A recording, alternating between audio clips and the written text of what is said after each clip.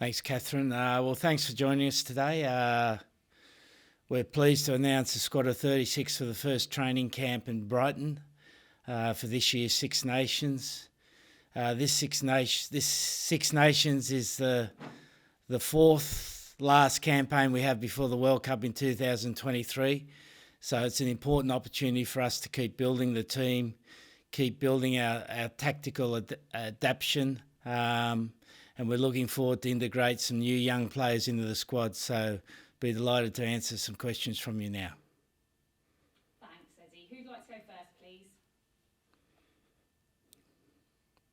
Duncan, we'll come to you. Thank you. Morning, Eddie. Just following on from the autumn refresh, another couple notable absentees in Sam Underhill and Elliot Daly. What was your thinking leaving them out for this Six Nations? Sam's not quite ready. He's had a fairly truncated period since the autumn, but we're hopeful that he'll get himself fit and match ready for later in the tournament. And Elliot's a bit the same. You know, he hasn't played a lot of rugby, needs to get some good match fitness and some good match form behind him. And is it the same message to him? He could feature later on in the tournament? Yeah, 100%. And is that the same for all the guys that you've admitted so far? So George Ford and the Vunipolas? Well, they're all been under consideration and all have either aspects of their game to look at or fitness areas to improve, and they've all been spoken to individually. Okay, and just in your own words, Eddie, why is Owen Farrell the right man to lead this team for the Six Nations? Because he has the respect of the team. He's a winner. He drives the competitive spirit of the team, and he's the right man to lead the team.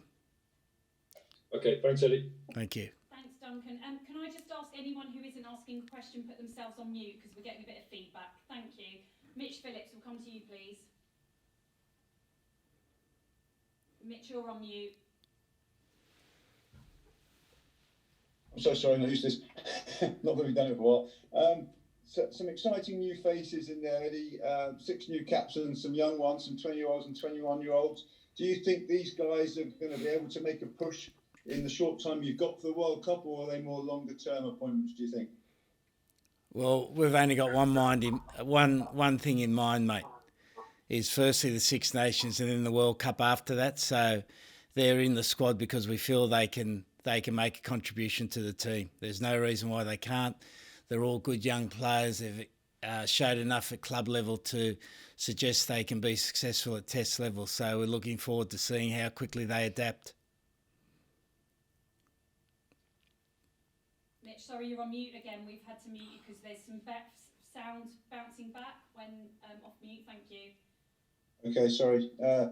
Alfie Barbeary caught the eye at the weekend. Can you just talk us through what you like about his game and how good it is to see him back available again? Yeah, well, Alfie wasn't picked on the back of his last game. He's been picked on the back of what we've seen over the last 2 seasons. He's got an extraordinary ability to break tackles and to carry the ball forward in close contact. He came in as a hooker and he's ended up at number 8. And he feels his best positions in the back row, and we agree with him. So looking forward to seeing how quickly he can move forward into Test rugby. Julian, we'll come to you, please. Yeah, hello, Eddie. You've got Scotland first up. What are you expecting from them at possibly full house Murrayfield now? Well, yeah, they had a pretty good autumn. They would have been happy to beat Australia, had a good win against Tonga, finished off with a redemption game against Japan, and were probably disappointed with their effort against South Africa. They've got a number of good players in their team who are operating close to their best in Russell and particularly Hogg, Watson and Richie in the back row. They've got a competitive scrum and we know it'll be a very, very tough game, but we're looking forward to taking it to them. Thank you. Thanks, Julian. Robert Bridge, please. Hey, Eddie. I just wanted to ask about the inclusion of Ollie Chesham. What is it that impressed you about him in particular? Well, he's a young back rower come lock. We see him in the same sort of mould as the Courtney Laws, so we're looking for someone with a similar sort of skill set as Courtney. He's got good line-out skills. He can carry, he can hit. He's got plenty of energy and vigour, mate. Thank you. Thanks. Liam, please. Eddie, how are you doing there? You've already mentioned 2 of the newcomers to your squad there. Can you explain the reasons behind bringing in the other 4? I know Tommy was in the previous squad in November, but you've got Ollie Castle, and Collins and a number of others in there. You couldn't explain the rationale bringing them in? Well, they all deserve the opportunity, mate. They've shown enough. I can go through each of them individually if you like. Hassel Collins is a big, strong winger who breaks tackles. Came through the 7s. Tommy Freeman, we believe, can play fullback or wing and possibly 13. He's got a natural feel for the game. Who have I missed out, mate? Orlando Bailey, please.